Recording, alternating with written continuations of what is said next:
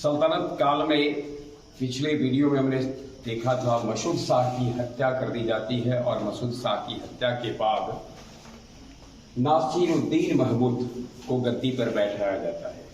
मसूद शाह की हत्या बलबन ने नासिरुद्दीन मोहम्मद की मां के साथ षड्यंत्र करके किया और उसके बाद नासिरुद्दीन महमूद को गद्दी पर बिठाया जाता है। इस प्रकार से गुलाम वंश के 7वें शासक के रूप में नासिरुद्दीन महमूद 10 जून 1246 ईस्वी को दिल्ली सल्तनत का सुल्तान बनता है।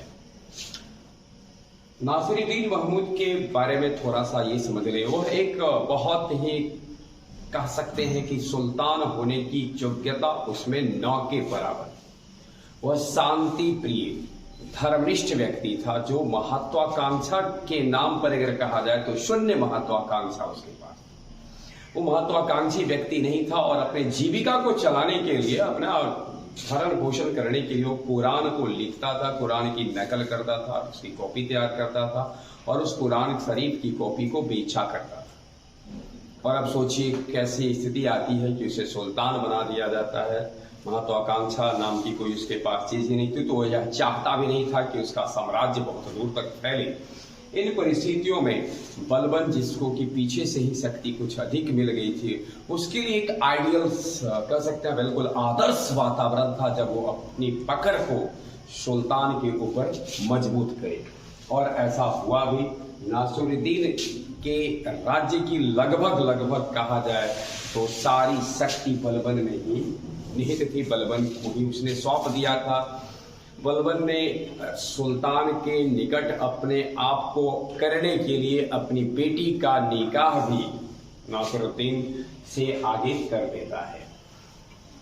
1246 ईस्वी में नासिरुद्दीन ने बलबन को उलुग खां की उपाधि प्रदान कर दी। 7 अक्टूबर 1246 ईस्वी को उलुग खां की उपाधि प्रदान कर दी और उसके बाद उसको नाइब ए मुमलिकात और अमीरे हाजिब का पद भी मिला।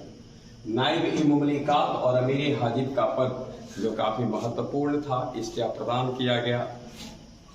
अमीरे हाजिब वो जो इल्तुतमिश के द्वारा जो तुर्क सरदारों का 40 तुर्क सरदारों का जो तुर्क अमीरों का जो संगठन था, उसका जो प्रमुख होता था, उसे अमीरे हाजिब कहा जाता।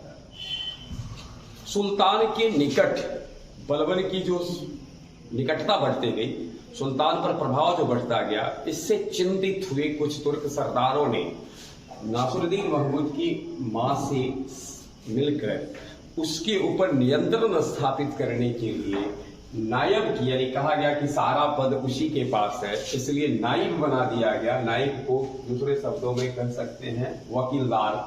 भारतीय एक मुसलमान को बनाया गया, रायहान को। तो रायहान को इसलिए बनाया गया था ताकि बलबन का जो प्रभाव है उसको थोड़ा सा संतुलित किया जा सके। लेकिन कुछ ही दिनों में तुर्क सरदारों को रायहान का नाइब के रूप में रहना बहुत उसको झेल नहीं पाए और उन्होंने नाइब के विरुद्ध आवाज उठाना शुरू कर दी। बलबन ने बड़ी कूटनीति का सहारा लिया और बताया कि यह धर्मचित्त व्यक्ति है, अर्थात इसको यह वास्तविक मुसलमान नहीं है, ये शुद्ध मुसलमान नहीं है, इसको धर्मांतरण के द्वारा मुसलमान बनाया गया है। इस तरीके से बलबन ने तुर्क सरदारों को फोड़ा, यानी एक तरह से कहा जाए फूट नीति का सहारा लिया और इसको फोड़ता है। उसके बाद उसके संदर्भ में कहा गया कि वह एक बिल्कुल गद्दार टाइप का व्यक्ति है। इस लिहाज से रायहान को हटाया ही नहीं गया, रायहान की हत्या भी कर दी जाती है। तो इस प्रकार से अब निष्कंटक हो जाता है बलबन। और बाद में चल करके बलबन को जब रायहान को उसकी हत्या उसने की, तो उसके बाद नासिरुद्दीन से उसने छत्र प्राप्त किया। छत्र उस व्यक्ति को दिया, छत्र एक तरह से समझ लें सिंहासन चलाने का, सुल्तान का प्रतीक होता है, यानी शासन का प्रतीक है और सुल्तान के पद का प्रतीक। अब सोचिए सुल्तान है नासिरुद्दीन, छत्र मिल गया बलबन को। इसलिए इतिहासकार कहते हैं कि बलबन के शासन काल की शुरुआत उस समय से ही हो जाती है जब से नासिरुद्दीन बैठता है गद्दी पर। तो कुछ इतिहासकार मानते हैं कि 1246 ईस्वी से ही बलबन दिल्ली की इस गद्दी को संभाले हुए था, और कारण है छत्र उसको मिल जाता है। छत्र के बाद वो अंगरक्षक के रूप में, नासिरुद्दीन के अंगरक्षक के रूप में, नासिरुद्दीन अब महमूद उसका दामाद भी बन चुका है, और बिल्कुल उस तरह महत्वाकांक्षा उसके पास थी ही नहीं।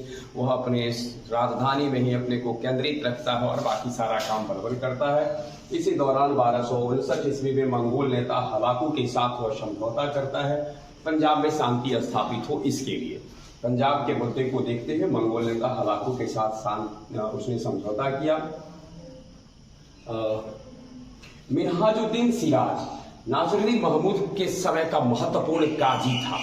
उसने अपनी एक किताब लिखी, तबकात ए नासिरी बलबन को समर्पित किया था।